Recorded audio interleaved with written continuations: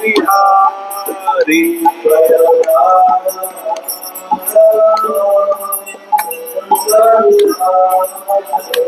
जय राधा माधव कुंज बिहारी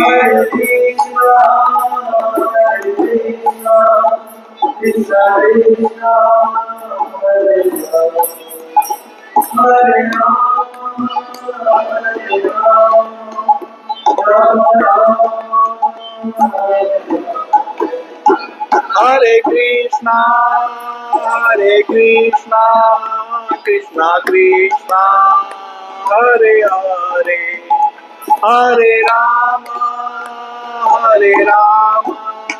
राम राम हरे हरे हरे कृष्णा कृष्णा कृष्णा हरे राम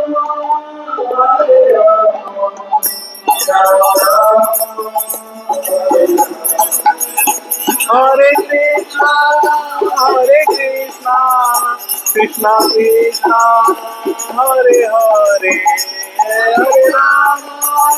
हरे राम राम राम हरे हरे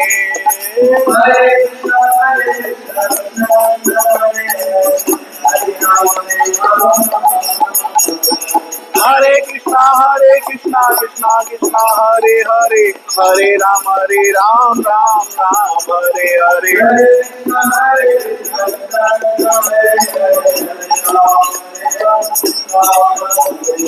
हरे कृष्णा कृष्णा कृष्णा हरे हरे हरे राम राम हरे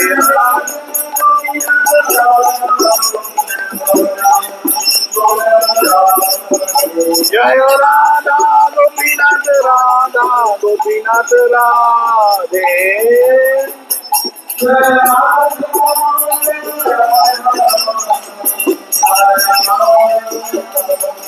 जय राधा माधव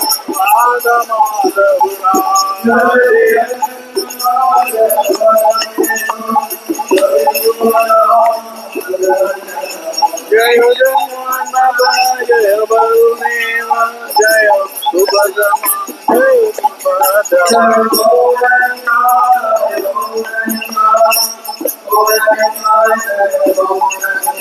जय गौर निताय जय गौर निताय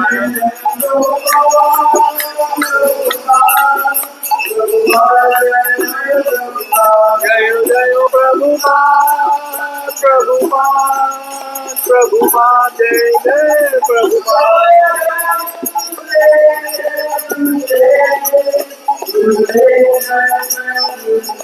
जय जय गुरुदेव जय जय गुरुदेव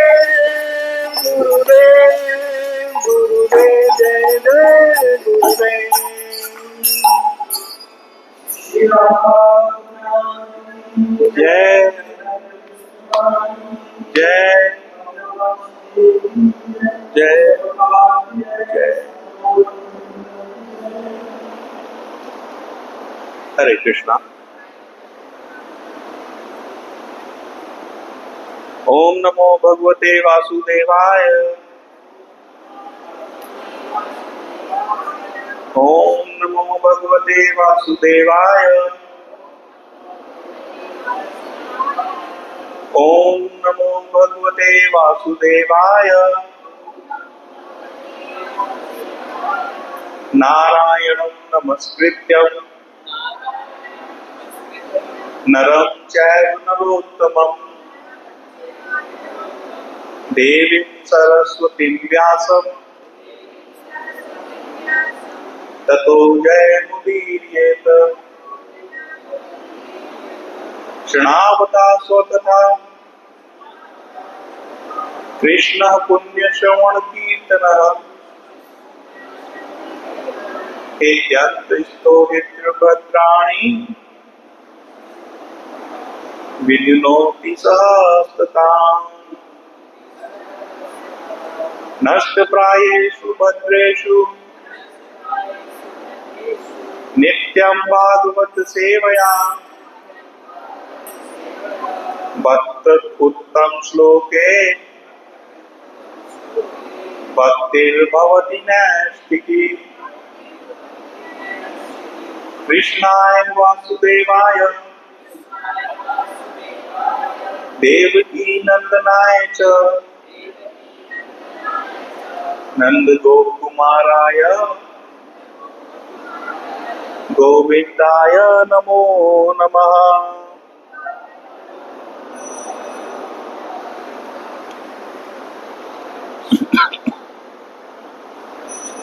हरे कृष्णा। आप सभी का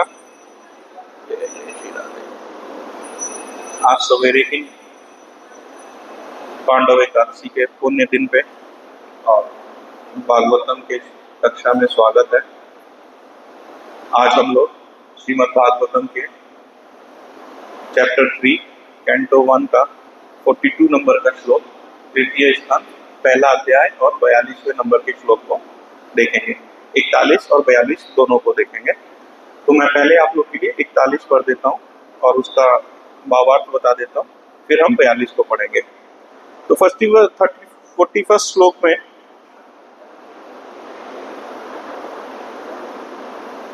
विदुर महाराज के प्रश्न चल रहे हैं। ये अध्याय किसका है? विदुर महाराज के प्रश्न का।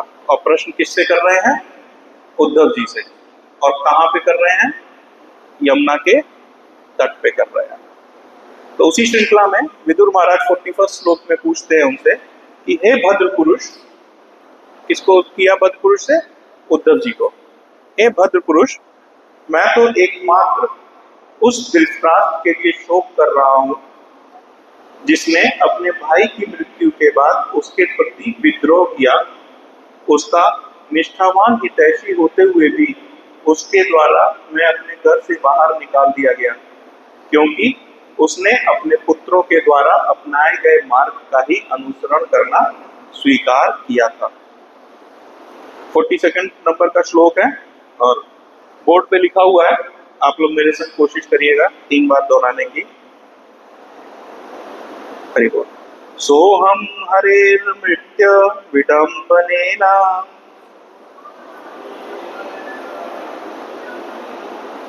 दृशो निराचाल्यतो विधातु नान्योपलक्ष्य पदवी प्रसादा चला विपश्यन् गतिविस्मयोत्र सोहम हरेर्मर्त्य विडम्बनेन दृशो निराचाल्यतो विधातु नान्योपलक्ष्य पदवी प्रसादा चलामि पश्यन् गतविस्मयोत्र सोहम हरेर्मृत्य विडम्बनेन दृशो निराचार्यतो विधातु नान्योपलक्ष्य पदवीं प्रसाद चलामि पश्यन् गतविस्मयोत्र।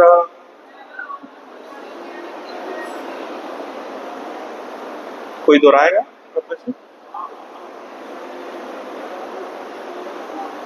सोहम हरेर्मृत्य विडम्बनेन दृशो नृणां चाल्यतो विधातु नान्योपलक्ष्य पदवीं प्रसाद चलामि पश्यन् गतविस्मयोत्र।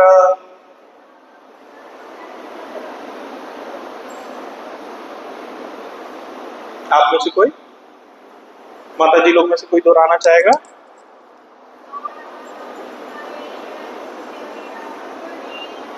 सोहम हरेर्मृत्य विडम्बनेन दृशो नृणां चाल्यतो विधातु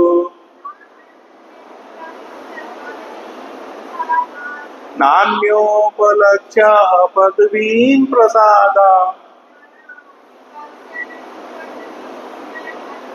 चरामि पश्यन् गतविस्मयोऽत्र। हरिबोल। अन्वय, अनुवाद एवं तात्पर्य श्री श्रीमद कृष्ण कृपा मूर्ति अभय चरणारविंद भक्ति वेदांत स्वामी महाराज श्रीला प्रभुपाद के द्वारा। श्रीला प्रभुपाद की जय। श्लोक के अन्वय देखेंगे। स अहम, इसलिए मैं, हरे, श्री भगवान का, मर्त्य, इस मृत्यु लोक में, विडंबनेन, बिना जाने पहचाने, दृश, देखने पर, नृणाम, सामान्य लोगों के, चाल्यतः, मोहग्रस्त, विधातु, इसे करने हेतु, न, नहीं, अन्य, दूसरा, उपलक्ष्य, दूसरों द्वारा देखा गया, पदवी, महिमा, प्रसादात, कृपा से, चरामी, घूमता हूँ, पश्यन, देखते हुए, गत विस्मयः, बिना संशय के, अत्र, इस मामले में। अनुवाद इसका। अन्यों द्वारा अदृश्य रहकर विश्व भर में भ्रमण करने के बाद मुझे इस पर कोई आश्चर्य नहीं हो रहा है। श्री भगवान के कार्यकलाप जो इस मर्त्य लोक में मनुष्य के जैसे हैं, अन्यों को मोहित करने वाले हैं, किंतु श्री भगवान की कृपा से मैं उनकी महानता को जानता हूँ, अतएव मैं सभी प्रकार से सुखी हूँ। तात्पर्य श्रील प्रभुपाद के द्वारा। श्रील प्रभुपाद की जय। धृतराष्ट्र का भाई होते हुए भी विदुर सर्वथा भिन्न थे। भगवान श्री कृष्ण की कृपा से वे अपने भाई की तरह मूर्ख नहीं थे, अतएव अपने भाई की संगति उन पर प्रभाव नहीं डाल पाई। धृतराष्ट्र तथा उसके भौतिकवादी पुत्र अपने खुद के बल से विश्व पर झूठा दबदबा बनाना चाह रहे थे। इसमें श्री भगवान ने उन्हें प्रोत्साहित किया और इस प्रकार वे अधिकाधिक मोहग्रस्त होते रहे। किंतु विदुर तो श्री भगवान की निष्ठा युक्त भक्ति चाहते थे, अतएव उन्होंने पूरी तरह से पूर्ण पुरुषोत्तम श्री भगवान की शरण ग्रहण कर ली। वे अपनी तीर्थ यात्रा के समय इसका अनुभव कर पाए, फलतः वे समस्त संशयों से मुक्त हो गए। उन्हें अपने घर बार से वंचित होने का तनिक भी खेद न था, क्योंकि अब उन्हें अनुभव हो रहा था कि श्री भगवान की कृपा पर आश्रित रहना ही यथार्थ स्वतंत्रता है, जो घर पर रहने की तथाकथित स्वतंत्रता से कहीं बढ़कर है। मनुष्य को तब तक संन्यास ग्रहण नहीं करना चाहिए तब तक उसे पूर्ण विश्वास न हो ले कि शिव श्री भगवान द्वारा रक्षित है। श्रीमद् भगवत गीता में जीवन की इस अवस्था को अभयम सत्व संशुद्धिर कहा गया है। प्रत्येक जीव वस्तुतः भगवत कृपा पर पूर्णतया आश्रित है, किंतु शुद्ध जीवन प्राप्त किए बिना वह इस पद पर प्रतिष्ठित नहीं हो सकता। यह आश्रित अवस्था सत्व संशुद्धि कहलाती है। ऐसी संशुद्धि का फल निर्भीकता में प्रकट होता है। श्री भगवान का भक्त जो कि नारायण पर कहलाता है, कभी किसी वस्तु से भयभीत नहीं होता, क्योंकि वह इस तथ्य से सदैव अवगत रहता है कि सभी परिस्थितियों में श्री भगवान उसकी रक्षा करेंगे। इसी संकल्प के संग विदुर अकेले ही यात्रा कर रहे थे और उन्हें न तो किसी मित्र ने न किसी शत्रु ने देखा अथवा पहचाना था। इस तरह वे संसार के अनेक कर्तव्यों को करने हेतु बाध्य हुए बिना जीवन की स्वतंत्रता का आनंद ले पाए थे। जब भगवान श्री कृष्ण इस मर्त्य लोक में अपने नित्य आनंदमय श्याम सुंदर रूप में उपस्थित थे, तब जो लोग भगवान के शुद्ध भक्त नहीं थे, वे न तो उन्हें पहचान सके और न उनकी महिमा को जान सके। अब जानाति मामूढ़ा मानुषी तानुमाश्रितम, तो श्रीमद् भगवत गीता 9.11 में वे अभक्तों को सदैव मोहित करने वाले हैं, किंतु भक्तगण श्री भगवान की शुद्ध भक्ति के कारण उन्हें सदैव देख सकते हैं। हरे कृष्णा।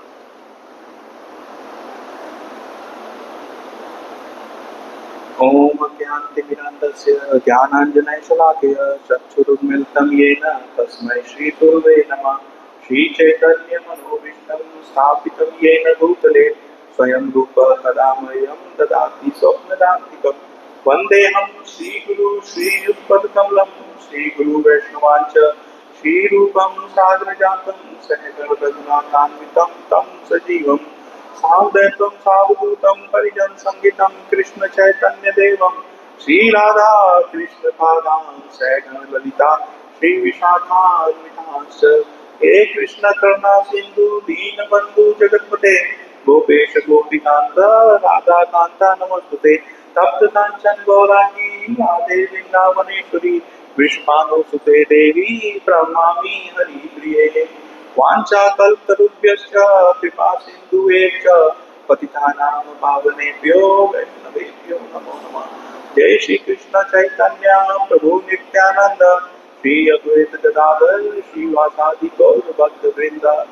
हरे कृष्णा कृष्णा कृष्णा हरे हरे, हरे राम राम राम हरे हरे। नमो विष्णुपादाय कृष्णा पृष्ठाय भूतले श्रीमते भक्ति वेदांत स्वामी की नामिने नमस्ते सरस्वती देवे गौरवाणी प्रचारिणे शून्यवादी पाश्चात्य देशतारिणे।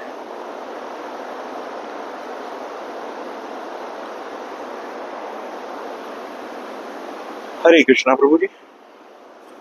तो 41 और 42 में लिंक है प्रभु जी। 41 श्लोक में हमने देखा कि विदुर महाराज शोक कर रहे हैं किसके लिए? धृतराष्ट्र के लिए। वो शोक कर रहे हैं धृतराष्ट्र के लिए, पर अपने लिए विलाप नहीं कर रहे हैं। शोक कर रहे हैं। शोक क्यों कर रहे हैं? क्योंकि उन्होंने बहुत समझाया धृतराष्ट्र को और उसकी पूरी टीम को कि ये जो भी आप कर रहे हैं वो अधर्म है, लेकिन वो उनकी समझ में नहीं आया और उन्होंने अधर्म के मार्ग पे ही चलना स्वीकार किया। और फिर जब दुर्योधन ने विदुर महाराज को भरी सभा में शूर पुत्र कह के बुलाया और उनको सभा से निकाल दिया, घर से ही निकाल दिया, और ये कहते हुए निकाला कि इस शूर पुत्र को इतना मारो कि इसके अंदर केवल सांसें बची रह जाए। इतना अपमान करने के बाद विदुर महाराज ने अपना धनुष राजमहल के दरवाजे पे छोड़ा और वानप्रस्थ के लिए, संन्यास के लिए निकल गए।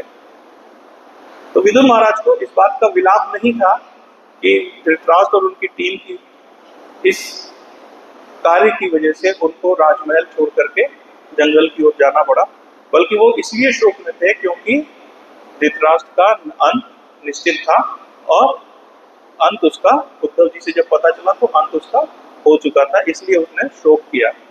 हम शोक किसका करते हैं? जो हमारा अपना प्रिय होता है। शोक उसी का करते हैं ना। सड़क पे अगर कोई जाता है, कोई बॉडी जाती है या कोई मरा हुआ जाता है तो उतना शोक नहीं होता है। शोक किसके लिए होता है? जो हमारा प्रिय होता है। विदुर महाराज इससे पहले श्लोक में क्या कह रहे हैं? उसका निष्ठावान हितैषी होते हुए भी। वो अपने लिए इस विश्लेषण को यूज कर रहे हैं कि निष्ठावान हितैषी होते हुए भी, मतलब मेरी निष्ठा उसमें थी और मैं हर पल यही चाहता था कि धृतराष्ट्र और उसकी जो फैमिली है उसका हित ही हो। होते हुए भी उन्होंने मुझे उसने दरबार से बेइज्जत करके, अपमानित करके बाहर निकाला। और कह रहे हैं क्योंकि उसने अपने पुत्रों के द्वारा अपनाए गए मार्ग का ही अनुसरण करना उचित समझा। धृतराष्ट्र महाराज, जिन्होंने खुद विदुर महाराज को, जब भगवान श्री कृष्ण शांति दूत बन के गए थे, शांति प्रस्ताव लेके गए थे और उस शांति प्रस्ताव पे चर्चा हो रही थी, तो धृतराष्ट्र महाराज ने खुद विदुर महाराज को मंत्रणा के लिए आमंत्रित किया था, राजमहल में बुलाया था। और उसी मंत्रणा में जब विदुर महाराज ने धर्म की बातें बतानी शुरू की और ये बताया कि जो शांति प्रस्ताव आया है उसको मान लेना ही हस्तिनापुर, धृतराष्ट्र, दुर्योधन और हम सभी के लिए श्रेयकर होगा।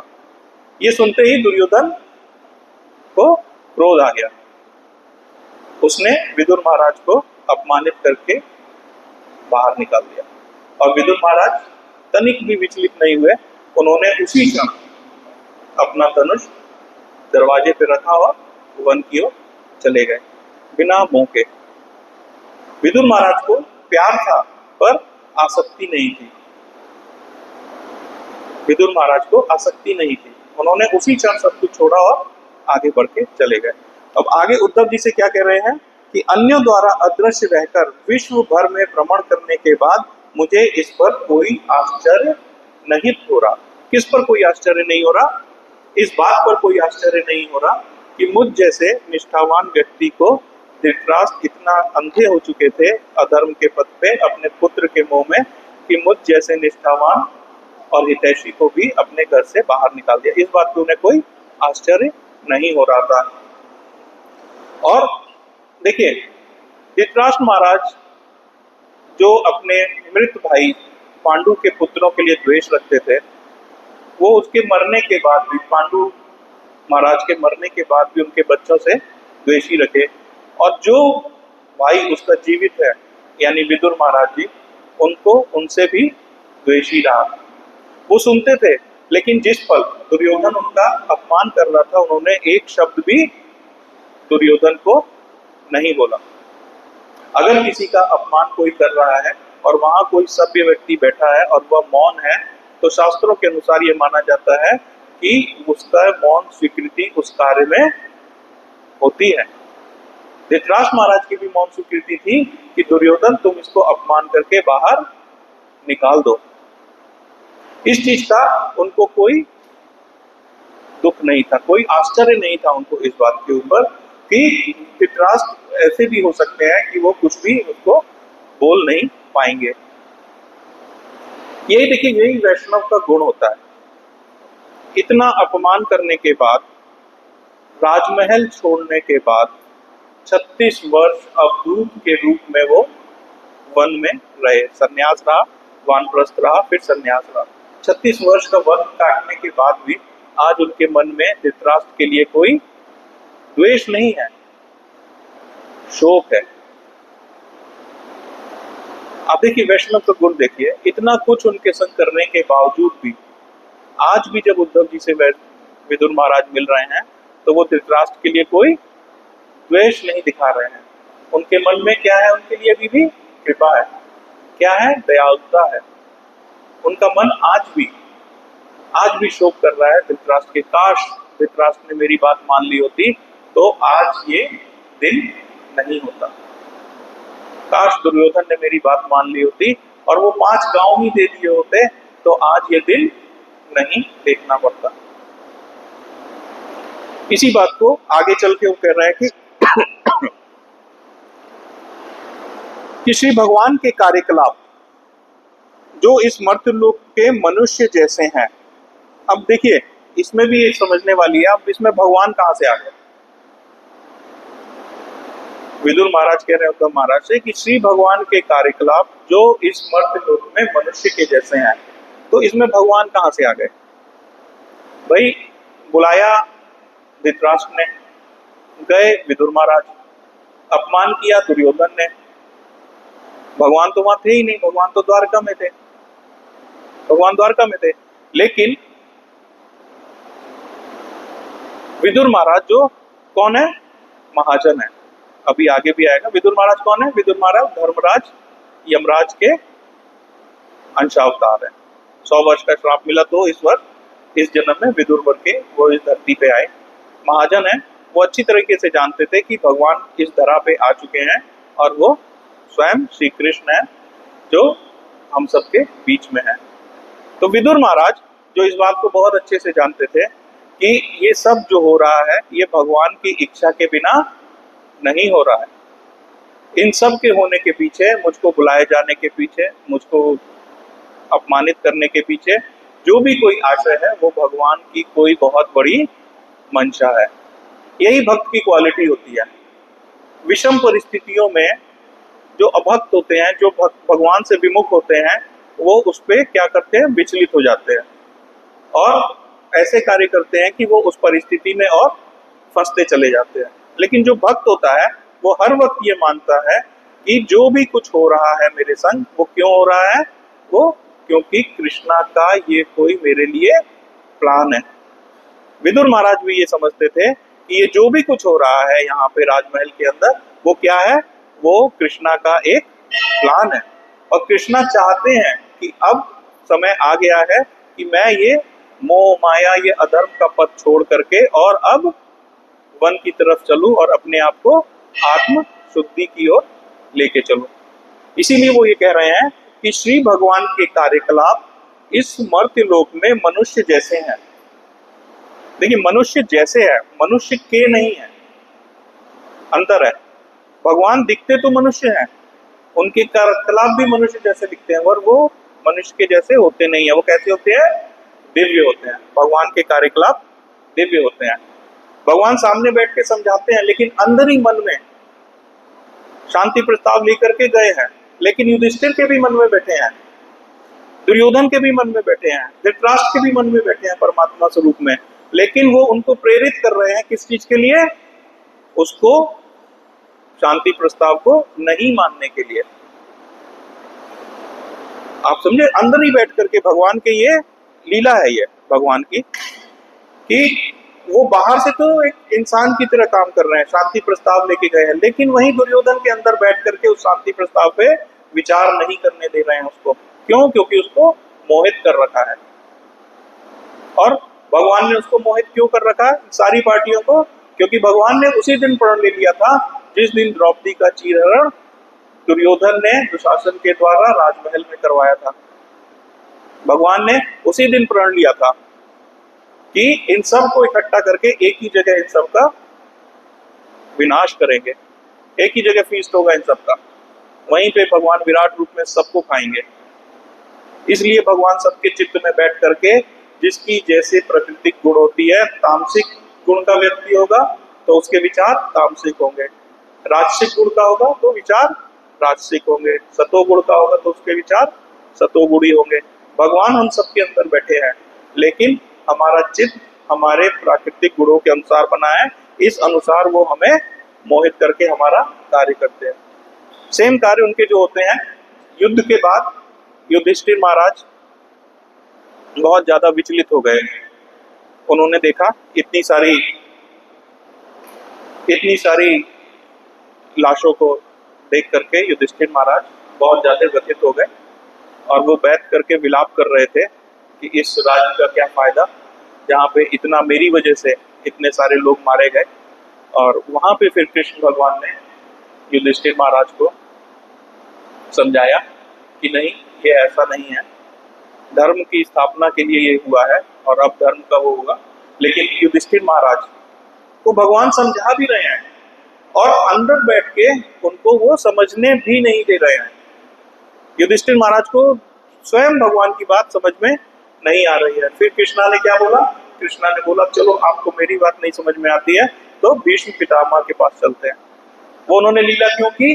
क्योंकि वो इस लीला को करना चाहते थे, भीष्म पितामह से धर्म का उपदेश युधिष्ठिर जी को दिलवाना चाहते थे, इसलिए उन्होंने ये लीला की। देखने में तो मनुष्य जैसे हैं, लेकिन उनकी जो लीलाएं हैं वो दिव्य हैं। उनकी लीलाएं कैसी हैं? दिव्य हैं।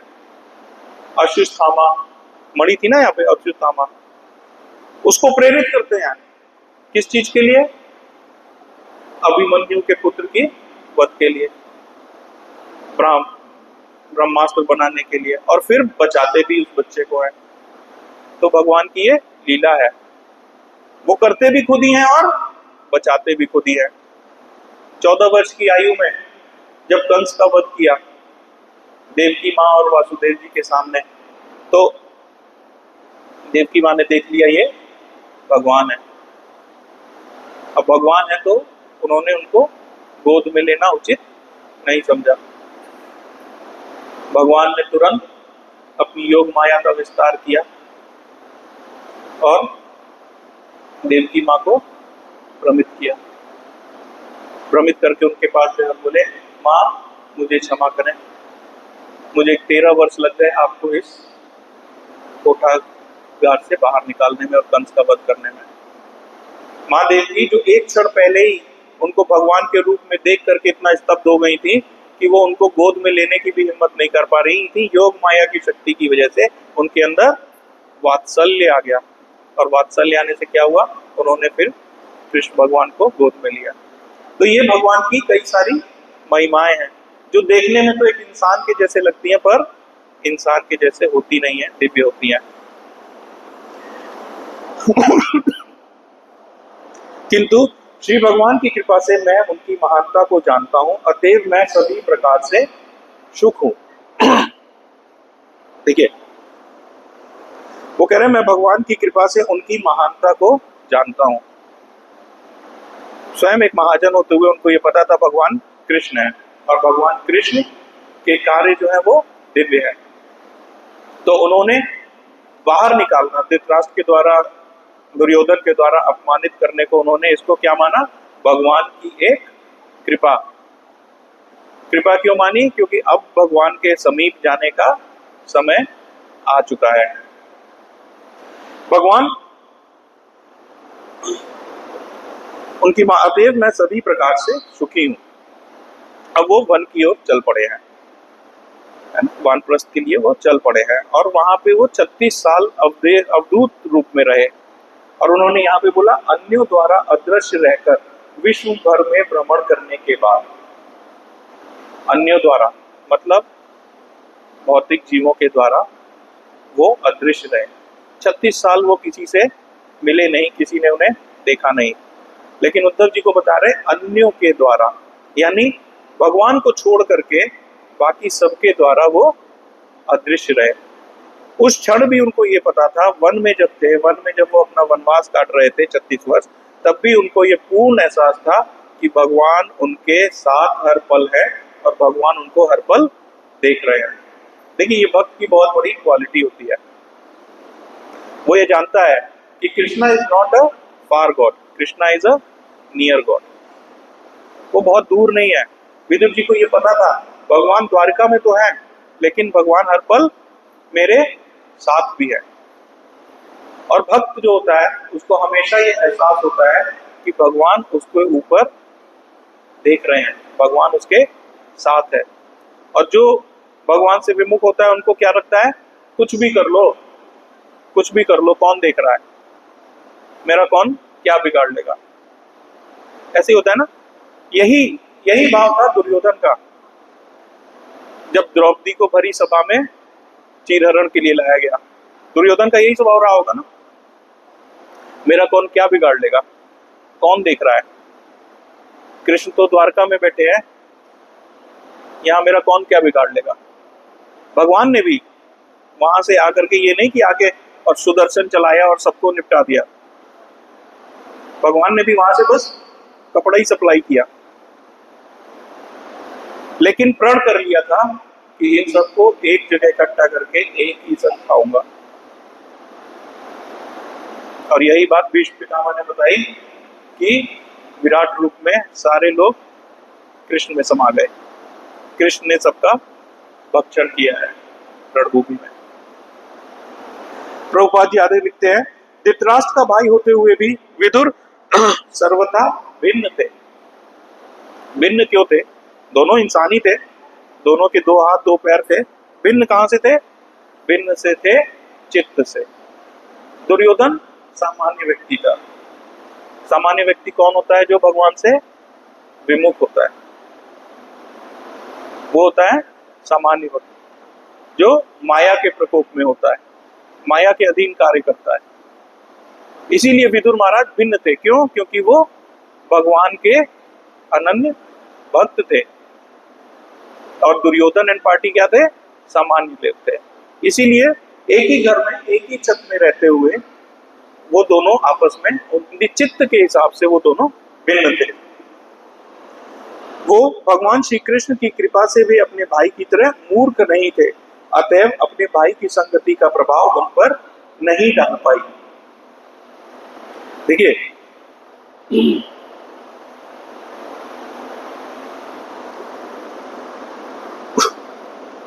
वे अपने भाई की तरह मूर्ख नहीं थे, अतएव अपने भाई की संगति उन पर प्रभाव नहीं डाल पाई। कोई भी कोई भी भक्त जो होगा, जो भक्त है, जो भगवान पे आश्रित है, जो भगवान की शरणागति लिए हुए है, उसको ये अच्छे से पता होता है कि हमें क्या कार्य करना है। तो ये अभक्तों और भक्तों के बीच में बड़ा एक सिंपल, बहुत एक माइन्यूट सी लाइन होती है। वो लाइन क्या होती है? अभक्त लोग भगवान के अस्तित्व को नहीं मानते, इसलिए वो भगवान की भी नहीं मानते। लेकिन जो भक्त होता है वो भगवान को मानता है और उसके साथ साथ भगवान की मानता है। भक्त में ये क्वालिटी होती है, वो भगवान को मानता है और भगवान की मानता है।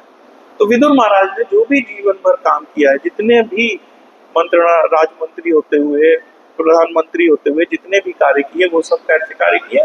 शास्त्र संबद्ध किए, धर्म संबद्ध किए। क्यों? क्योंकि शास्त्र क्या है? भगवान की वाणी है। वो मूर्ख नहीं थे, उन्हें पता है कार्य वही करने चाहिए जो शास्त्र संबद्ध हो, जिसकी आज्ञा शास्त्र देता है। अगर शास्त्रों के अनुसार हम कार्य करेंगे तो हम कोई भी गलत कार्य या पापाचार्य में नहीं पड़ सकते। लेकिन बाकी के धृतराष्ट्र और बाकी की फौजों को ये नहीं थी। लेकिन शास्त्रों में ये भी वर्णित है, दुर्योधन ने द्रोणाचार्य के सामने इसको भी कबूला था कि उसकी वृत्ति, उसको पता है धर्म क्या है और अधर्म क्या है, लेकिन उसकी वृत्ति अधर्म में है, निवृत्ति धर्म में है। ये बात दुर्योधन ने द्रोणाचार्य के आगे कबूली भी है। जय जय श्री राधे, जय जय श्री राधे।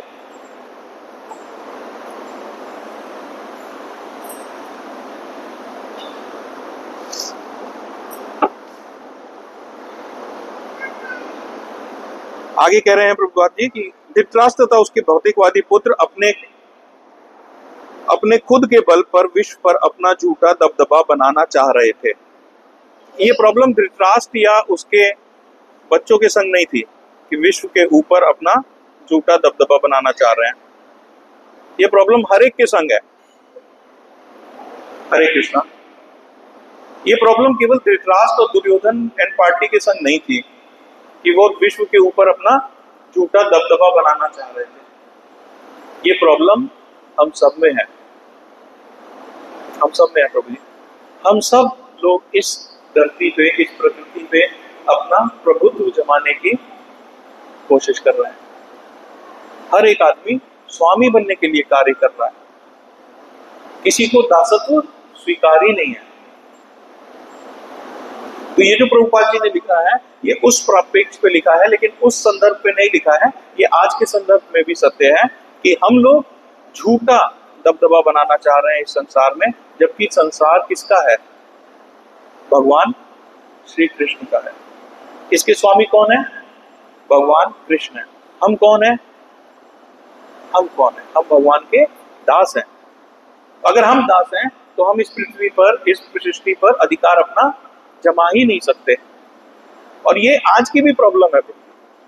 ऐसा नहीं था कि धृतराष्ट्र और दुर्योधन उसी वक्त थे और चले गए। आज भी धृतराष्ट्र और दुर्योधन है, लेकिन उनकी शक्लें बदल गई हैं।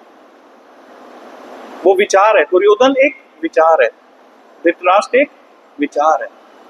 वो विचार आज भी जीवंत है, आज भी मनुष्यों के अंदर वो विचार पनप रहा है।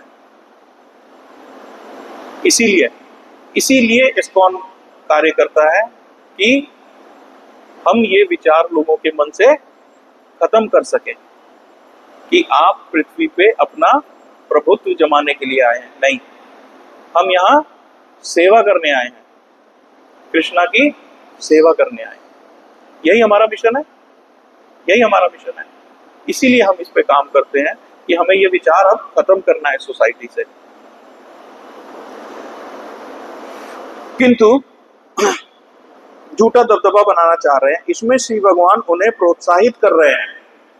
देखिए, प्रभुपाद भी इस चीज को मेंशन कर रहे हैं कि श्री भगवान इस चीज के लिए उन्हें प्रोत्साहित भी कर रहे हैं कि तुम्हें अपना दबदबा बनाए रखना है। भगवान प्रोत्साहित भी कर रहे हैं दुर्योधन को। उसको प्रोत्साहित क्यों कर रहे हैं? क्योंकि उसका जो गंतव्य है वो क्या है? फिक्स है। भगवान को उसको उसी डायरेक्शन में लेके जाना है और फिर वहां जाकर के उसको उसके कर्मों की सजा देनी है। किंतु विदुर तो श्री भगवान के निष्ठा युक्त भक्ति चाहते थे, अतएव उन्होंने पूरी तरह से पूर्ण पुरुषोत्तम भगवान की शरण ग्रहण कर ली। जो भक्त होता है, जब उसको ये समझ में आ जाता है कि मैं सेवक हूं, मैं दास हूं, मालिक नहीं हूं, तो वो क्या करता है, मालिक की शरणागति में चला जाता है। फिर वो वही कार्य करता है जो मालिक को पसंद है ना, वही कार्य करता है जो मालिक को पसंद है। तो श्री भगवान की शरण ग्रहण कर ली। वे अपनी तीर्थ यात्रा के समय इसका अनुभव कर पाए, फलतः वह समस्त संशयों से मुक्त हो गए। क्या संशय रहा होगा विदुर जी को? प्रभुपाद लिख रहे हैं वो अपने संशयों से मुक्त हो गए। क्या संशय रहा होगा? वन में मेरी कौन सेवा करेगा? सेवा की आदि थे ना, राजमहल में रहते थे, इतने नौकर चाकर थे। धृतराष्ट्र का जैसा ही वैभव था उनका, धृतराष्ट्र जैसा ही वैभव था, लेकिन अचानक किसी के पास 150 नौकर हैं जो सुबह से शाम आपकी सेवा कर रहे हैं, और अचानक एक पल में वो सब छोड़ करके और आपको जंगल में जाना पड़े, तो ये संशय आता है मन में, अब आगे मेरी सेवा कौन करेगा, मेरी देखभाल कौन करेगा, मैं किसके सहारे रहूंगा? ये सारे संशय होते हैं। ये हम जीवों में भी होते हैं ना प्रभु जी। मैं अगर ये कार्य नहीं करूंगा, मैं अगर नौकरी पे नहीं जाऊंगा तो मेरे परिवार का क्या होगा? मैं अगर नहीं रहा तो मेरे परिवार का क्या होगा? मैं ये कार्य नहीं करूंगा तो मेरे परिवार का क्या होगा? ये संशय होता है ना हमारे मन में। ये नहीं किया तो कैसे चलेगा? ये संशय होता है। ये संशय क्यों होता है? विदुर महाराज कह रहे हैं, प्रभुपाद जी साफ कह रहे हैं कि फलतः वे समस्त संशयों से मुक्त हो गए। वो क्यों मुक्त हो गए विदुर महाराज इन संशयों से? वो इसलिए मुक्त हो गए क्योंकि उन्होंने श्री कृष्ण की शरणागति ले ली। उन्होंने अपना सब कुछ श्री कृष्ण को सौंप दिया, अब तुम्हारे हवाले हरि। तो जिस वक्त हमें ये हरि बोल, जिस वक्त ये मन में भावना आ जाती है हमारे, और हम ये समझ जाते हैं कि हम भगवान को शरणागत कर चुके हैं, उस वक्त ये सारे संशय हमारे भी मन से निकल जाते हैं। फिर डर नहीं है ना, फिर डर नहीं होता ना। आज प्रभु जी हम आप यहाँ बैठे हैं, आज अगर हमें धन की भी चिंता है, हमारा परिवार कैसा चलेगा, है ना, हम नौकरी करते हैं या कोई भी कार्य करते हैं, किस लिए कर रहे हैं? एक भय से कर रहे हैं।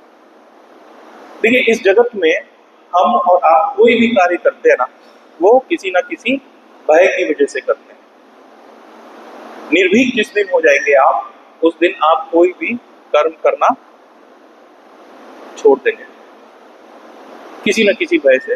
मेरा फ्यूचर क्या होगा, तो उसके लिए मैं नौकरी करता हूँ, आप लोग व्यापार करते हैं, फ्यूचर के लिए करते हैं ना प्रभु जी। हर एक आदमी जो कार्य कर रहा है वो भय से कर रहा है।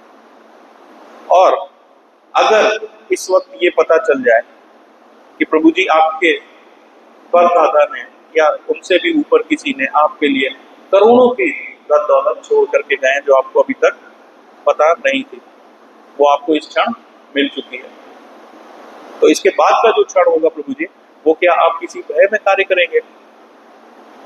किसी भय में कार्य करेंगे? नहीं करेंगे।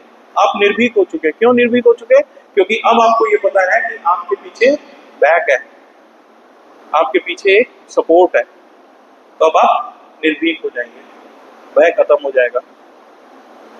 लेकिन अगर यही विश्वास आ जाए कि पिता के पास तो सीमित धन हो सकता है, लेकिन जो परम पिता है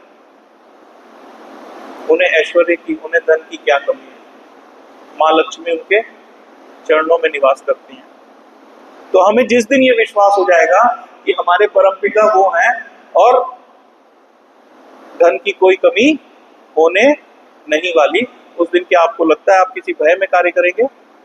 नहीं। आपके कार्य कैसे हो जाएंगे? सारे भगवान को समर्पित हो जाएंगे। तो हमारे अंदर ये हम जानते हैं कि हमारा परम पिता कौन है। हमारा परम पिता भगवान श्री कृष्ण है। लेकिन प्रॉब्लम क्या है प्रभु? हम मानते नहीं है इस बात को कि हमारा परम पिता श्री कृष्ण है। जिस दिन हम ये जानते हैं कि परम पिता कृष्ण है, और जिस दिन हम ये मान भी गए कि हमारे परम पिता कृष्ण है, उस दिन जीवन हमारा एकदम बदल जाएगा। हम आज जिस स्थिति में हैं उससे कई 100 गुना ज्यादा स्थिति में निर्भीक हो जाएंगे, इन संशयों से बाहर हो जाएंगे। और जब तक आप संशय में हैं तब तक आप भक्ति नहीं कर सकते प्रभु जी, भक्ति नहीं कर सकते। माला में रस आना बंद हो जाता है, होता है माता जी, प्रभु जी। माता जी को जब हम माला करते हैं और दिमाग में कोई मन है, विचार आ गया, कोई संशय आ गया, माला से ध्यान खत्म, माला चल रही है लेकिन ध्यान कहाँ है? उस समस्या में है। तो यकीन मानिए जब तक हमारे जीवन में ये संशय है ना, तब तक हम भक्ति भी नहीं कर सकते ढंग से, माला का स्वाद नहीं ले सकते। क्यों? क्योंकि माला कर रहे हैं हाथ से, बोल रहे हैं मुंह से, सुन रहे हैं कान से, लेकिन बोलने और सुनने के बीच में कौन आ गया? मन। और मन कैसा है? संशय पूर्ण है, उसमें इतनी ज्यादा इफ एंड बट्स हैं। लेकिन विदुर महाराज के मन में कोई शक नहीं था, कोई संशय नहीं थी। उनको ये डेफिनेटली पता था कि मैं इस पग के बाहर निकला राजमहल से, सारा ऐश्वर्य छूटा और आगे जाकर के मुझे वन में जीवन यापन करना है, 36 साल जीवन यापन करना है, लेकिन मेरा वहां पे कोई भी बाल बांका नहीं होगा। क्यों? क्योंकि मेरे संग हर पल श्री कृष्णा पग पग चल रहे हैं, ये विश्वास था उन्हें। वे अपनी तीर्थ यात्रा के समय इसका अनुभव कर पाए, फलतः वह समस्त संशयों से मुक्त हो गए। उन्हें अपने घर बार से वंचित होने का तनिक भी खेद नहीं था, क्योंकि अब उन्हें अनुभव हो रहा था कि भगवान की कृपा पर आश्रित रहना ही यथार्थ स्वतंत्रता है, जो घर पर रहने की तथाकथित स्वतंत्रता से कहीं बढ़ के है। देखिए प्रभु जी, हम और आप ये देखते हैं ना कि हम अपने अपने घर में सारे स्वतंत्र हैं, सोचते हैं ना जो मर्जी कर लेंगे अपने घर के अंदर, है ना? क्यों क्यों ऐसा कर लेंगे जो मर्जी अपने घर के अंदर? क्यों? क्योंकि उस घर के अंदर हम मालिक हैं, मालिक है ना। हमारे बच्चे हमारे हिसाब से चलने चाहिए, हमारी स्त्री हमारे हिसाब से चलनी चाहिए। क्यों? क्योंकि हमें आदत है कंट्रोल करने की। हमारा पड़ोसी हमारे हिसाब से चलना चाहिए। क्यों? क्योंकि हमारे अंदर आदत है कंट्रोल करने की। तो हम अपने आप को स्वतंत्र समझते हैं। प्रभुपाद जी इस चीज को क्या लिख रहे हैं, कितना अच्छा कटाक्ष किया है उन्होंने कि तथाकथित स्वतंत्रता से कहीं बढ़कर है। वो झूठी स्वतंत्रता है, तथाकथित है। स्वतंत्र तो ना आप थे, ना आप हैं, और ना आप रहेंगे। अरे एक एक सांस के लिए आप किस पे निर्भर है? हवा पे, हवा पे निर्भर है। हवा किसकी है? मेरी है, आपकी है। हवा है श्री कृष्ण की।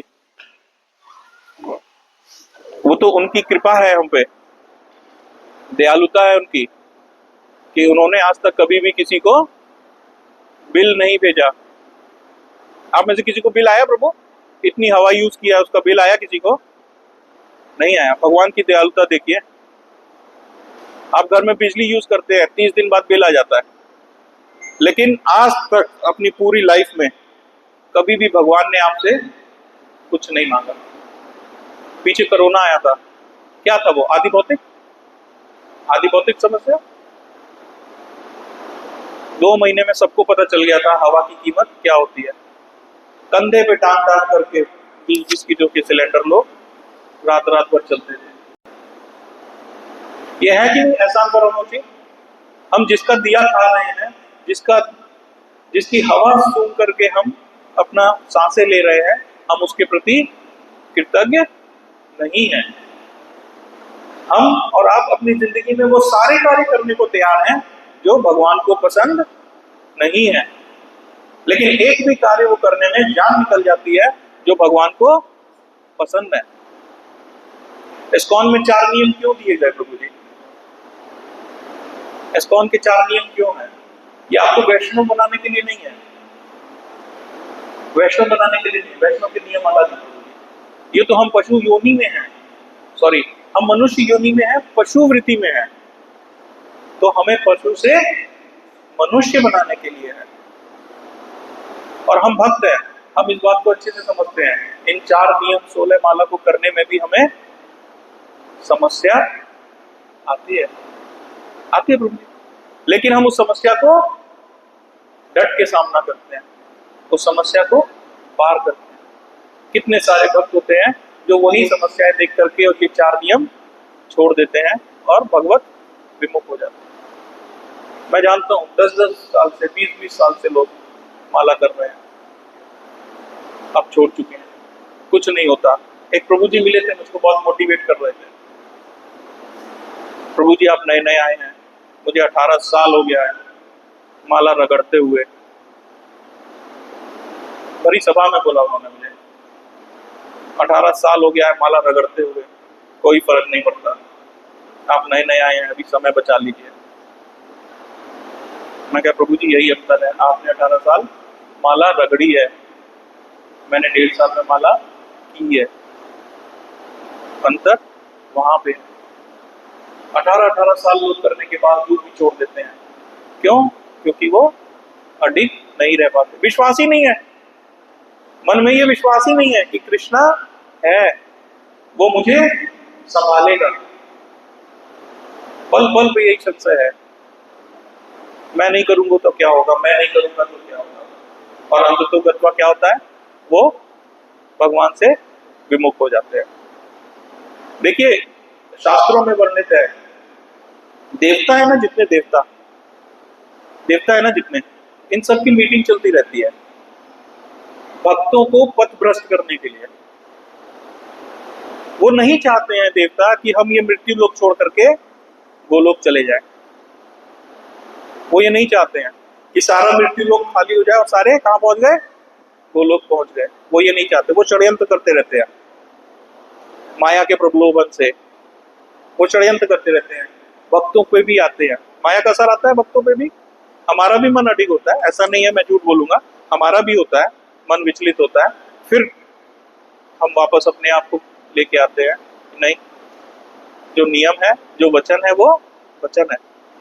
तो ये देवता लोग क्या करते रहते हैं, कॉन्स्पिरेसी करते रहते हैं, कैसे भक्तों को माया के जाल में प्रकोप में फंसा करके और हम भक्ति से विमुख करें, ताकि वो भौतिकता में फंसे रहे और इसी संसार में उनका आना जाना, जन्म मृत्यु जरा व्याधि इसी जन्म में चलता रहे, किसी को भी वैकुंठ ना मिल पाए। हमें ये ध्यान रखना है इस बात का कि माया जो भगवान की शक्ति है, वो ये पूरी कोशिश करती है, शक्ति भगवान की ही है, वो भगवान के बिना वो भी जीरो है, वो भी भगवान की शक्ति है, लेकिन कार्य कैसे करती है कि हमें भगवान से दूर लेके जाना, उसका ड्यूटी है हमें भगवान से दूर लेके जाना। तो हमें हर पल, हर समय, हर क्षण ये विचार रखना है कि माया का कार्य क्या है, हमें भगवान से दूर लेकर के जाना और हमें भगवान के समीप रहना है। मुझसे गलती से भी ऐसा कोई कार्य ना हो जाए जिसकी वजह से मैं भगवान से दूर हो जाऊं। माया ये बहुत करेगी, हमें आपको भटकाएगी, भगवान से दूर लेके जाएगी, लेकिन कभी भी हमें ऐसा कोई कार्य नहीं करना चाहिए कि, देखिए हम लोग ये देखते हैं अपने भौतिक जीवन में भी, इस एग्जाम्पल को हम देखते हैं कि कई बार हमें ये एग्जाम्पल मिलता है कि फलाना आदमी, वो तो कोई भक्ति नहीं करता, वो तो कोई नियम फॉलो नहीं करता, लेकिन उसके पास धन देखिए कितना है, हमसे ज्यादा धन है, वो हमसे ज्यादा सुखी है। ये विचार आता है ना प्रभु जी? तो ये मानिए प्रभु जी, शास्त्रों में ये वर्णित है, शास्त्रों में ये लिखा हुआ है कि भगवत कृपा जब आप पे होगी ना, जब भगवत कृपा होगी आपके ऊपर, तो आपकी भौतिक आसक्ति खत्म हो जाएगी। और अगर आपके ऊपर भौतिक आसक्ति बढ़ रही है, भौतिकता की प्राप्ति बढ़ रही है, तो इसका मतलब है कि भगवान आपसे विमुख है। जब माया ज्यादा आ रही है तो भगवान नहीं है वहां। भगवान और माया को कैसे संबोधित किया है? सूर्य और अंधकार से। जहां सूर्य है वहां पे आप अंधकार की परिकल्पना कर सकते हैं क्या? नहीं कर सकते ना। जहां सूर्य है तो वहां तो है ही है सूर्य, वहां अंधकार नहीं हो सकता। लेकिन जहां अंधकार की सत्ता है वहां अगर सूर्य आया तो अंधकार खत्म। तो जहां भगवान है वहां माया नहीं हो सकती। माया जिसके पास अगर ज्यादा है और वो भक्ति नहीं कर रहा है, तो प्रभु ये मान के चलिए कि उसके ऊपर भगवत कृपा नहीं है। ये विचार होना चाहिए कि उसके ऊपर भगवत कृपा नहीं है। भौतिक आसक्ति, जिस वक्त आपको ये लगेगा कि आपकी भौतिक आसक्ति बढ़ रही है, ये मान लीजिएगा कि आप पे भगवत कृपा होना बंद हो गया। आप भक्त हैं तो उसी वक्त आप ये देखिए कि आपसे कोई ना कोई वैष्णव अपराध जरूर हुआ है, जिसकी वजह से आप जो है भगवान से विमुख हो गए। अपने गुरु से बात करें, तुरंत विचार विमर्श करें, ऐसा क्यों हो रहा है मेरे साथ? क्यों? क्योंकि भौतिकता आना और भौतिकता में आसक्ति बढ़ना, ये भगवान के विमुख होने के लक्षण है। मैं ये नहीं कह रहा कि हमें कोई कार्य नहीं करना चाहिए, काम नहीं करना चाहिए, भौतिकता में धन नहीं इकट्ठा करना चाहिए। मेरे इन बातों का इससे अर्थ मत लगाइएगा। मेरा कहने का सिर्फ ये अर्थ है कि अगर आपकी आसक्ति बढ़ रही है, हाय पैसा हाय पैसा हाय पैसा हाय पैसा, 24 घंटे आप पैसे पैसे पे, भौतिकता पे ही अगर लगे हुए हैं, दिन के 24 घंटे में 24 घंटे आप मेहनत कर रहे हैं किस चीज के लिए? धन एकत्रित करने के लिए। तो मानिए आपके ऊपर विमुख भगवान की कृपा नहीं है। आपको उतना ही धन इकट्ठा करना है जिसमें आप, आपका परिवार और आपका काम चल चले। कहते हैं साईं इतना दीजिए जामे कुटुंब समाए, ना मैं भूखा रहूं ना साधु भूखा जाए। इतना चाहिए, ना मैं भूखा रहूं ना मेरे घर पे आया हुआ साधु भूखा जाए। इससे ज्यादा अगर कोई हाय हाय कर रहा है तो ये मानिएगा कि उस पर भगवत कृपा नहीं है। प्रभुपाद जी आगे लिख रहे हैं कि श्रीमद् भगवत गीता में जीवन मनुष्य को तब तक संन्यास नहीं ग्रहण करना चाहिए जब तक उसे पूर्ण विश्वास न हो ले कि वह श्री भगवान द्वारा रक्षित है। श्री भगवान द्वारा रक्षित है, तब तक संन्यास नहीं ग्रहण करना चाहिए। बहुत सारे सन्यासी देखे ना प्रवीण, वो संन्यास ले तो लेते हैं, फैशन हो गया आजकल, गेरुआ कपड़ा पहन करके सड़क पे आपको बहुत दिखेंगे। हरे कृष्णा हरे कृष्णा हरे कृष्णा, सड़क पे आपको बहुत दिखेंगे गेरुआ कपड़ा पहने हुए सन्यासी लोग। एक फैशन बन गया है, कोई काम नहीं है, गेरुआ कपड़ा पहनो और दरवाजे दरवाजे चले जाओ, है ना, दरवाजे दरवाजे निकल जाओ और गेरुआ पकड़ पहन के। ऐसा सन्यास ऐसा नहीं है। प्रभुपाद जी साफ बता रहे हैं कि सन्यास तब तक नहीं लेना चाहिए जब तक आपके मन में यह पूर्ण विश्वास न हो जाए कि श्री भगवान मेरी रक्षा करेंगे। जब उन्होंने ही रक्षा करने का विश्वास बन गया है तो फिर घर घर जाकर के भिक्षा मांगने का क्या लॉजिक है, पैसे मांगने का क्या लॉजिक है? वो सिर्फ ढोंग है, सामाजिक अपवाद है।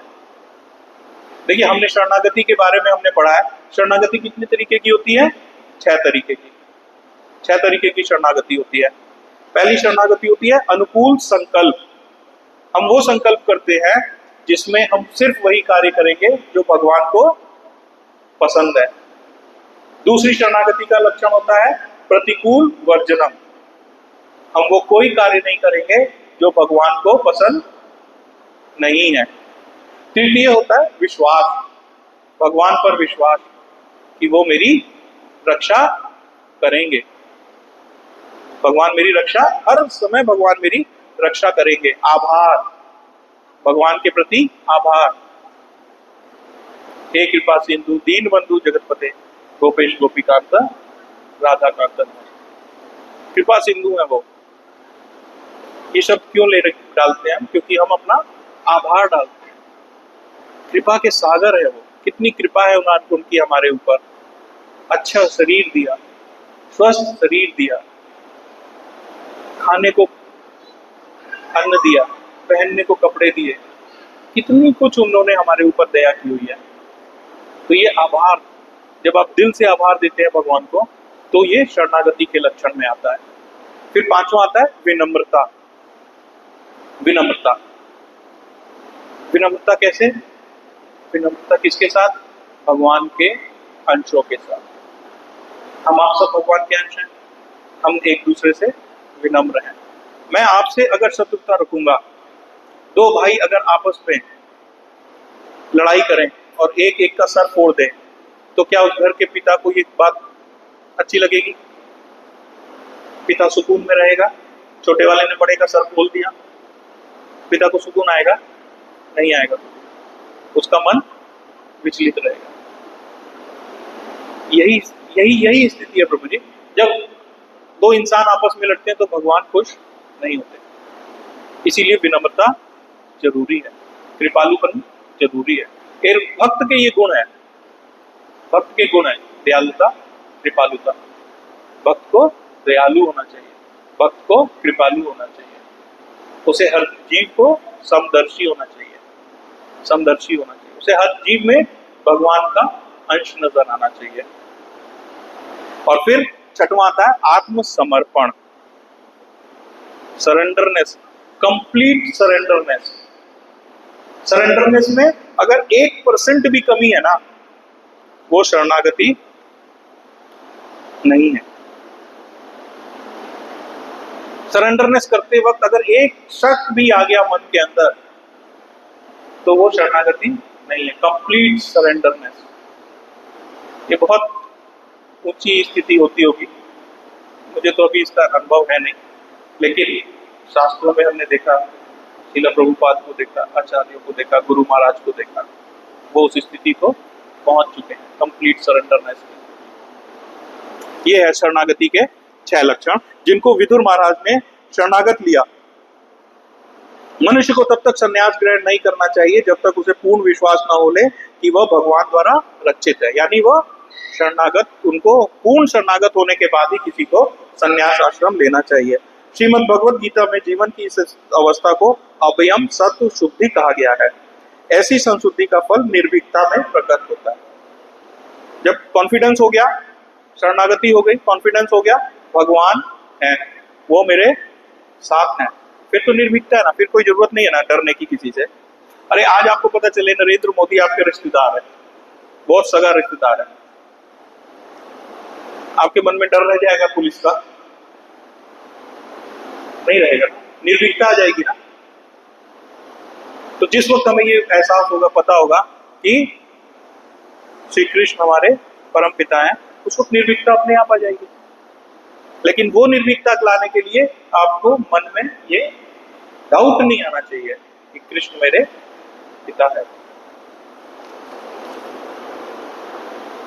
श्री भगवान का भक्त जो नारायण पर कहलाता है, कभी किसी व्यक्ति से भयभीत नहीं होता, क्योंकि वह इस तथ्य से सदैव अवगत रहता है कि सभी परिस्थितियों में भगवान उसकी रक्षा करेंगे। इसी संकल्प के साथ विदुर अकेले ही यात्रा कर रहे थे और उन्हें न तो किसी मित्र ने न किसी शत्रु ने देखा अथवा पहचाना था। देखिए 36 साल अवधूत रूप में 36 साल अदृश्य रहे विदुर जी। अदृश्य का मतलब आप समझ रहे हैं, ऐसा नहीं कि गायब हो गए थे, गायब नहीं हुए थे, वो थे, लेकिन 36 साल वो किसी के पास कोई सहायता मांगने नहीं गए। आप समझ रहे बात को? वो कभी भी किसी से कोई सहायता मांगने नहीं गए, इसलिए अदृश्य रहे। अरे सहायता मांगने जाते तो दृश्य हो जाते ना, पता चल जाता। 36 साल उन्होंने किसके सहारे काटे हैं? भगवान श्री कृष्ण के। जबकि विदुर जी महाजन है और उनको ये पता है कि भगवान स्वयं इस धरा पे द्वारका में बैठे हुए हैं, द्वारका में बैठे हुए। वो चाहते तो राजमहल छोड़ करके सीधे द्वारका चले जाते कि वो अधर्मियों का साथ छोड़ दिया, भगवान अब मैं आपके पैर पकड़ के आपके संग रहता हूँ। पर आप देखिए एक वैष्णव का गुण, वैष्णव कभी भी अपने आप को उच्च नहीं मानता। उन्हें पता था भगवान की चरण ग्रहण करने लायक मैं नहीं हूं। क्यों? क्योंकि मैंने जिंदगी भर अधर्मियों का साथ दिया है। ये जो 36 साल इन्होंने वनवास किया है ना, ये उनका प्यूरिफिकेशन प्रोसेस था। वो अपने आप को शुद्ध कर रहे थे, अपने आप को इस लायक बना रहे थे कि वो भगवान की चरणों में जाके बैठ सकें। हालांकि भगवान का मौसरी लीला हुई, तिरोभाव हो गया, उससे पहले ही हो गया, उनको ये मौका नहीं मिला कि भगवान के चरणों में जाके वो शीश नमा पाए। तो लेकिन एक भक्त की आप ये देखिए, भक्त की क्या मंशा रहती है कि मैं हमेशा पतित हूं, मुझे अभी और आत्म शुद्धि करनी है। उसको हमेशा अपने में दोषी दिखता है। और सामान्य जन को क्या लगता है, मेरे अंदर तो कोई कमी नहीं, मुझ में क्या कमी है, मुझ में तो कोई कमी नहीं। लेकिन जो एक भक्त होता है, उच्च कोटि का भक्त होता है प्रभु, उसको हमेशा अपने अंदर कमी दिखती है। उसको हमेशा ये लगता है मुझे अभी और शुद्ध होना है। 36 साल उन्होंने बिना किसी से मदद लिए अदृश्य रह करके अपने आप को शुद्ध किया, इस लायक बनाया कि वो भगवान की सेवा में लग सके। और हमें क्या लगता है, 2 साल हो गए माला करते हुए, भगवान नहीं दिखे। लगता है 3 साल हो गए भगवान नहीं दिखे, हमें 4 साल हो गए भगवान नहीं दिखे, हमें 3-4 साल में ही भगवान चाहिए। प्रभु जी अब 4 साल तो हो गए माला करते करते, पर कभी एहसास नहीं होता भगवान है। वहां 36 साल हो गए प्रभु जी। महाजन को, एक महाजन को 36 साल हो गए। अभी तो हम जन भी नहीं है, पशु हैं। अभी तो हम पशु से जन बनेंगे। जन से कहीं जाके महाजन को भूल ही जाइए। अभी कितने 100 वर्ष लग जाए, कितने सैकड़ों वर्ष लग जाए महाजन बनने में, और वहां महाजन को 36 वर्ष अपने आप को शुद्ध कर रहे हैं। ये है महात्मा विदुर, ये है उनका कैरेक्टर, ये है उनकी मानकर। प्रभुपाद जी आगे लिख रहे हैं कि इस तरह वे संसार में अनेक कर्तव्यों को करते हुए बाध्य हुए बिना जीवन की स्वतंत्रता का आनंद ले पाए। देखिए बहुत इंपॉर्टेंट लाइन है ये, प्रभुपाद ने लिखा है। समझने पे आएंगे तो इस लाइन के अंदर जीवन का सार लिखा हुआ है। क्या लिखा है? इस तरह वे संसार के अनेक कर्तव्यों को करते हुए बाध्य हुए बिना जीवन का स्वतंत्रता का आनंद ले पाए। मैंने अभी बताया ना, हम और आप जो भी कार्य करते हैं वो क्यों कर रहे हैं? किसी ना किसी भय से कर रहे हैं। जब वो भय खत्म हो जाएगा, भय कैसे खत्म होगा? जब ये हमें पूर्ण विश्वास हो जाएगा कि श्री कृष्ण मेरे परम पिता है। भय खत्म होते ही आप जो भी कार्य करेंगे वो सारे कैसे कार्य होंगे? अकर्म होंगे। कर्म के बंधन में आप नहीं पड़ेंगे। कर्म के बंधन में नहीं पड़ेंगे तो वो होती है रियल इंडिपेंडेंस, रियल स्वतंत्रता। अब आप जो कार्य करेंगे वो स्वतंत्र करेंगे। जैसे मैंने अभी आपको एग्जाम्पल दिया, हम नौकरी करते हैं, एक भय में कर रहे हैं, घर चलाना है, बच्चे पालने हैं, इसलिए हम नौकरी कर रहे हैं, धन आएगा। लेकिन जो धनाढ्य है, हमारी कंपनी के जो मालिक के बेटे लोग हैं, वो क्या इस डर से नौकरी करेंगे? उनका यही भाव होगा जो मेरा भाव है? नहीं। वो अगर नौकरी भी करेंगे अपनी कंपनी में तो उनका भाव अलग होगा। वो भाव अलग क्यों होगा? क्योंकि उनको अंदर ये निर्भीकता है कि मुझे किसी चीज का भय नहीं है। तब वो कैसा कार्य करेंगे? स्वतंत्र कार्य करेंगे। मैं कैसा कार्य कर रहा हूं? मैं अपने कर्तव्यों में बंधा हुआ कार्य कर रहा हूं। इसी बात को प्रभुपाद कह रहे हैं कि जितनी जल्दी से जल्दी हम ये स्वीकार कर लेंगे कि परम पिता हमारे संग है, वो हर पल हमारे साथ है, हम इन कर्म बंधनों से छुटकारा पा लेंगे। और प्रभु जी ये यकीन मानिए, जिस क्षण आपने अपने कर्मों से छुटकारा पाना शुरू कर दिया, उस कर्म से ही कृष्णा का हाथ आपकी तरफ आया हुआ है। बस पकड़ के वो लोग ले जाने की देर है। बस इतनी सी देर है, कृष्णा का हाथ आपकी तरफ बढ़ा हुआ है। जिस क्षण वो समय निर्धारित होगा और आप यहाँ से आंख खुलेगी और आप कहाँ होंगे? वो लोग।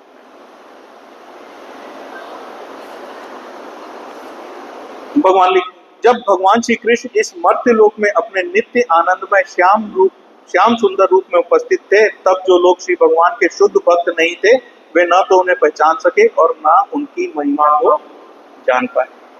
हमने महाभारत की उसमें बहुत देखा, दुर्योधन, धृतराष्ट्र एंड फैमिली, कोई भगवान को भगवान नहीं मान पाई। भीष्म पिता कहते थे, द्रोणाचार्य कहते थे, विदुर महाराज कहते थे, लेकिन ये लोग उनको देख ही नहीं पाए, उनको देख ही नहीं पाए। दुर्योधन उनकी उपस्थिति में भी दुस्साहस करता रहता था। क्यों? क्योंकि अभक्त था। बाकी जितने भक्त थे उनको पता था ये भगवान है। इसी चीज को भगवद गीता 9.11 में लिख रहे हैं, और जानांति मामूढ़ा मानुषी तानुमाशिता, वे अभक्तों को सदैव मोहित करने वाले हैं, किंतु भक्तगण भगवान की शुद्ध भक्ति के कारण उन्हें सदैव देख सकते हैं। देखिए, इस बात को एक एग्जाम्पल से समझते हैं। जिन लोगों की आंखें परफेक्ट होंगी, जिनकी आंखें ठीक होती हैं, वो सूर्य को देख पाते हैं। लेकिन जिसकी आंखों में मोतियाबिंद होगा वो सूर्य को नहीं देख पाएगा। मोतियाबिंद वाला आदमी सूर्य को नहीं देखता। तो जैसे जैसे उसकी आंख का ये मोतियाबिंद का पर्दा हटेगा, उसको सूर्य के दर्शन होने लगेंगे। यही स्थिति होती है भक्त और अभक्त की। भक्त को हर पल भगवान के दर्शन होते हैं, अभक्त की आंखों पे अज्ञानता का मोतियाबिंद होता है। हम कहते हैं ना, ओम अज्ञानतिमिरान्धस्य ज्ञानांजन शलाकया चक्षुरुन्मीलितं येन तस्मै श्री गुरुवे नमः। ओम अज्ञानतिमिरान्धस्य, अज्ञान की वजह से जो मेरी आंखें बंद हो चुकी हैं, उसके अंदर शलाकया से ज्ञान का अंजन लगाने वाले गुरु, और मुझे चक्षुरुन्मीलितं येन तस्मै, मेरी आंखों में चमक लाने वाले गुरु, मैं आपको नमन करता हूँ। तो ये जो मोतियाबिंद का पर्दा है ना, जो अज्ञानता का पर्दा है, ये जब हटता है तब हमें भगवान के दर्शन होते हैं। और ये हटता कैसे है? ये हटता है जब हम शरणागति करते हैं। किसकी करते हैं?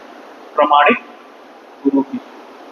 जब मैं गुरु के पास जाऊंगा, गुरु से मैं आध्यात्मिक उन्नति के प्रश्न करूंगा, तब जाकर के ये अज्ञानता का मोतियाबिंद मेरी आंख से हटेगा और मैं भगवान के दर्शन कर पाऊंगा। इसी बात को प्रभुपाद ने यहाँ लिख करके और वो किया है कि भगवान सदैव अपने अभक्तों को मोहित करने वाले हैं। उनको अभक्त हैं तो उनको और मोहित कर देंगे, तुम और अभक्त बनो, और अभक्त बनो। और किंतु भक्तगण भगवान की शुद्ध भक्ति के कारण उन्हें सदैव देख सकते हैं। और एक भक्त क्या करता है? वो एक सदैव अनुभूति करता है कि भगवान मेरे साथ है, मैं भगवान की छत्र छाया में। समझे प्रभु जी? मेरी बात समझ में आई आप लोग को? है प्रभु जी? हरे कृष्णा। टाइम समय भी बहुत हो गया आज। हरे कृष्णा प्रभु। कोई प्रश्न प्रभु जी?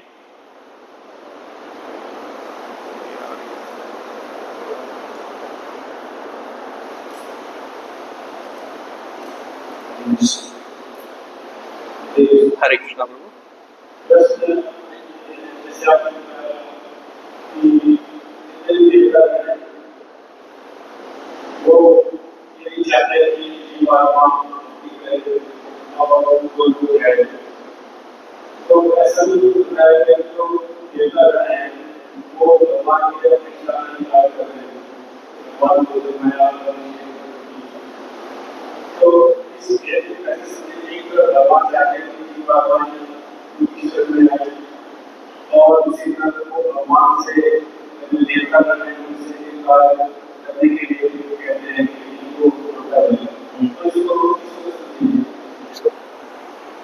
बहुत बढ़िया प्रश्न प्रभु जी है, बहुत ही अच्छा प्रश्न किया आपने।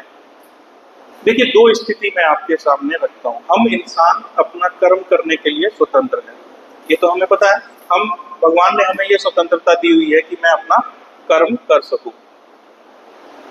अब एक तरफ भक्त है और एक तरफ अभक्त है प्रभु जी।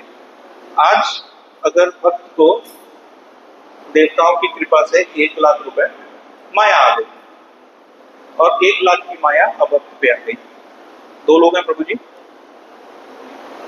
10% चांसेस है, 40% चांसेस कह लेते हैं कि हो सकता है कि भक्त भी अब अभक्त जैसे कार्य करने लगे। हरे कृष्णा।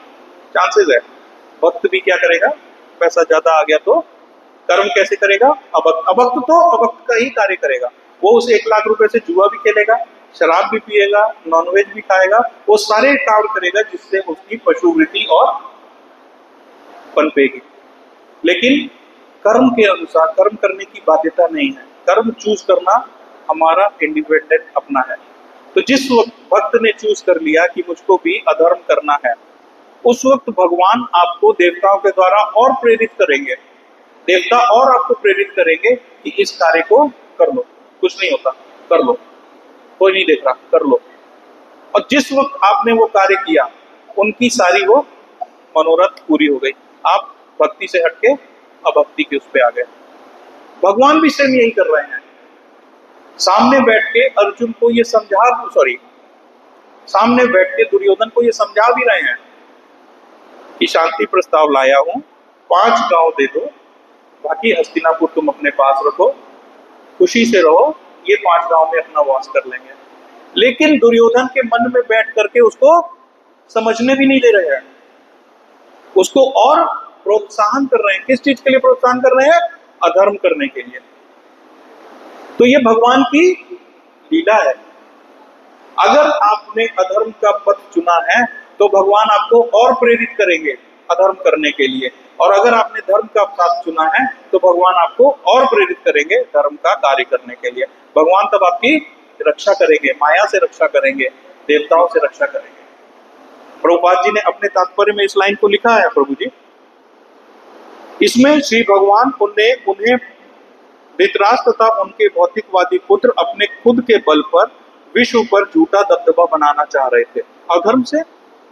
इसमें श्री भगवान ने उन्हें प्रोत्साहित किया। तो कर्म आपका है, आपने डिसाइड किया कि आपको अधर्म करना है, भगवान आपको फिर प्रोत्साहित कर देंगे, कर लो अधर्म, कर लो। वो देवता जो भगवान की अध्यक्षता में कार्य कर रहे हैं वो आपका साथ देंगे, वो माया के थ्रू आपको और अट्रैक्ट करेंगे, कर लो अधर्म। कोई नहीं देख रहा, कौन सा सीसीटीवी लगा है, कौन देख रहा? कोई नहीं देख रहा। हम और आप सड़क पे चलते हैं प्रभु जी, रेड लाइट आती है तो खड़े हो जाते हैं ना, क्यों? क्योंकि पता है सामने कैमरा लगा है। किसी बिल्डिंग में गए, किसी स्टोर में गए, वहां लिखा है आप कैमरे की निगरानी में, तो एकदम सीधे हो जाते हैं, है ना? वो तो भौतिक कैमरा है ना, लेकिन जो भगवान का कैमरा है जो 24 घंटे है, उसके लिए हम कभी सजग नहीं है। हम ये भूल जाते हैं कि भगवान हमें देख रहे हैं। तो भगवान प्रोत्साहित करते हैं प्रभु जी, भगवान की ही ये लीला है। आपने अधर्म चूज किया, जिस वक्त आपने चूज किया, भगवान की अध्यक्षता में कार्य करने वाले देवता माया के थ्रू आपको विमुख लेकर के चले जाएंगे, और अगर आपने धर्म का पालन किया तो भगवान आपको अपनी तरफ खींच लेंगे। ये भगवान के कार्य है, ये भगवान की लीला है। वो जिसको जैसा चाहिए उसको वैसा देते हैं।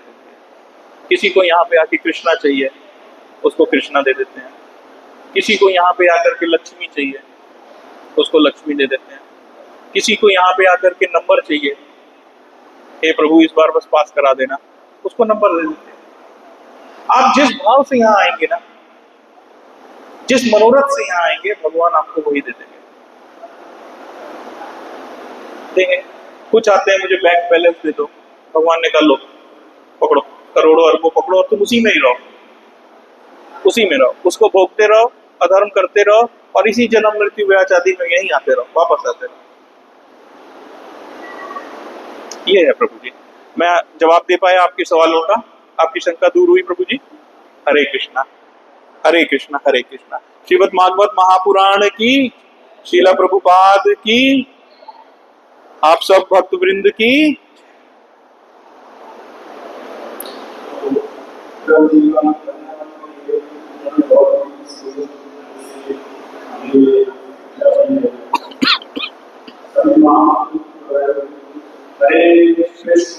हरे कृष्णा कृष्णा कृष्णा हरे हरे, हरे राम राम राम हरे हरे।